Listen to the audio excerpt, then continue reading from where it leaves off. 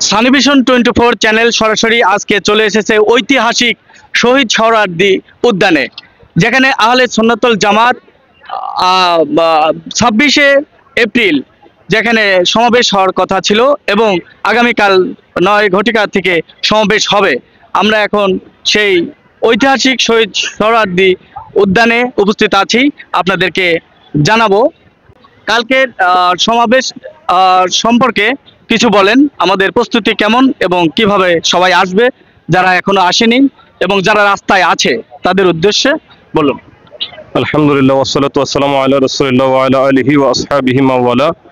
আল্লাহ রাব্বুল আলামিনের দরবারে অসংখ্য অগণিত শুকরিয়া, যিনি আমাদেরকে আজকের এই সোহরাওয়ার্দী উদ্যানে উপস্থিত হওয়ার তৌফিক দিয়েছেন। আমাদের মজলুম গাজাবাসী এবং ভারতের অসংখ্য মুসলমান ভাইয়েরা যেই ইহুদি এবং নাসারাদের দ্বারা, হিন্দুদের দ্বারা নির্যাতিত নিপীড়িত হচ্ছে, তাদের পক্ষে আমরা আমাদের অবস্থান ক্লিয়ার করার যে তৌফিক দান করেছেন, আল্লাহ রাব্বুল আলামিনের দরবারে অসংখ্য কোটি শুকরিয়া জানাই।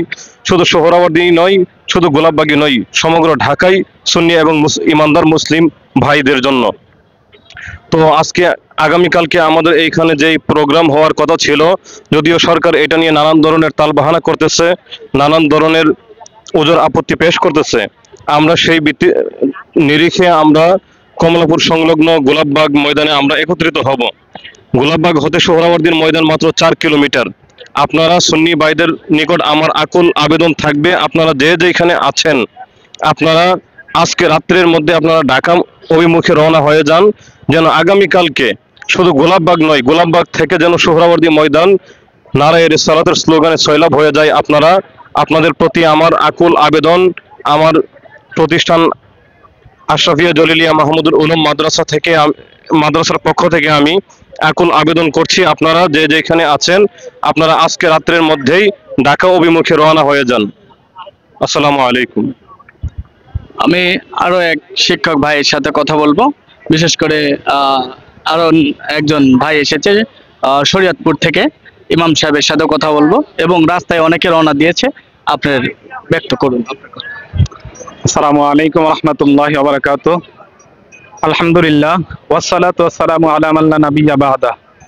সম্মানিত সুপ্রিয় দর্শক, যারা দেশ এবং দেশের বাইরে থেকে দেখবেন, সকলের উদ্দেশ্যে আমি সংক্ষেপে দুটি কথা বলবো। একটি হচ্ছে আগামীকাল 26শে April mass gathering for Palestine নামে যেই আহলে সুন্নাত ওয়াল জামাতের পক্ষ থেকে যেই সমাবেশের ডাক দেওয়া হয়েছে ঢাকার ময়দানে, সেই সমাবেশ নিয়ে কিছু কুচক্রী মহল এবং বাতিল ফেরকা, যারা রাসূলের যুগ থেকে এই মুনাফিকি করে আসছে, তো তারা এই গুজব ছড়াইতেছে যে আগামীকাল সমাবেশ হবে না।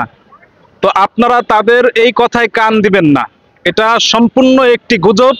আপনারা কেউ নিরাশ হবেন না এবং আপনারা যে যেখান থেকে পারেন সবাই রওনা দিয়ে অলরেডি ঢাকার মধ্যে চলে আসবেন ইনশাআল্লাহ। যেভাবেই হোক আমরা ময়দানে আছি এবং এই ময়দানে সোহরাওয়ার্দী উদ্যানের আশেপাশে অসংখ্য লোক, শত শত হাজার হাজার লোক অলরেডি উপস্থিত হয়ে গিয়েছেন এবং আরো অনেকে চলে আসতেছেন। তো যারা এই খবরটি পেয়েছেন যে অনুমতি দিবে না, শোনেন, এটা কোনো রাজনৈতিক বা রাষ্ট্রীয় বিষয় না, এটা হচ্ছে সমগ্র বিশ্বের মধ্যে যত নির্যাতিত মুসলমান আছে তাদের পক্ষে আমরা দাঁড়িয়েছি, এখানে কোনো অনুমতি লাগবে না।